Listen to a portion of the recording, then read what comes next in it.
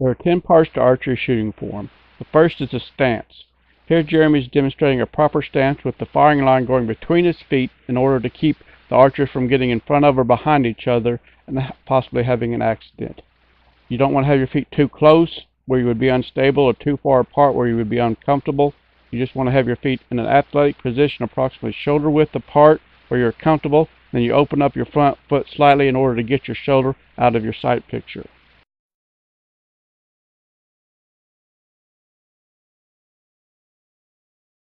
The second step is the grip.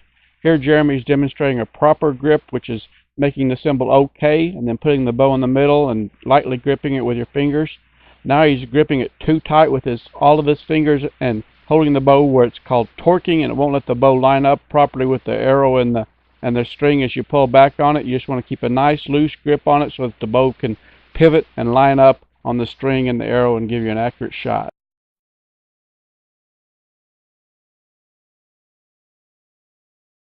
This is another view of the grip over Jeremy's left shoulder.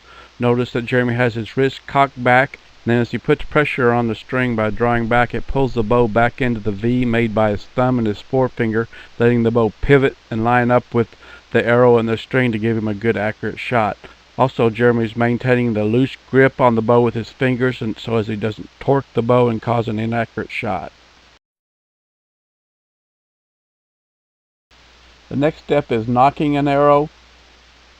Here the knock indicator is being pointed at. The arrow is knocked underneath this indicator on the string. Some bows will have two indicators with the arrow knocked in between them, or most bows these days have a D-loop which shows you where to knock an arrow.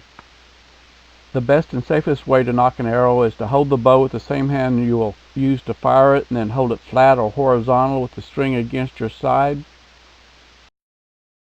Arrows used on compound bows need to be set up to fit the individual use compound bow, depending on what type of knock indicator, D-loop, or arrow rest the bow has. Youth need to understand these differences and understand how to properly knock an arrow onto their bow so that they can shoot accurately.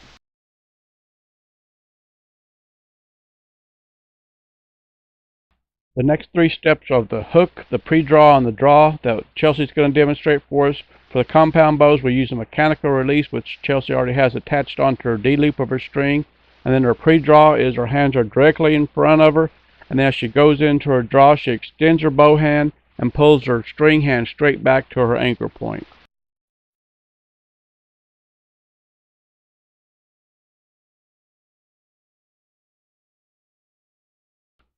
The next two steps are the anchor and aiming.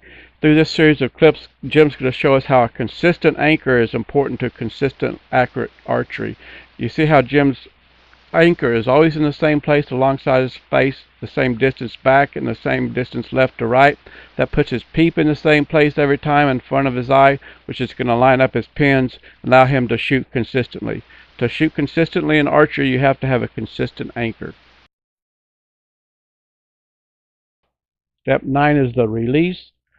Compound bows use a mechanical release with a trigger, and as on any firearm with a trigger, the key to keeping an accurate shot is a nice even pull on the trigger, not a jerky motion. Watch Jim's trigger finger as he pulls on it, a nice even pressure on it, not coming down and hitting it all at once.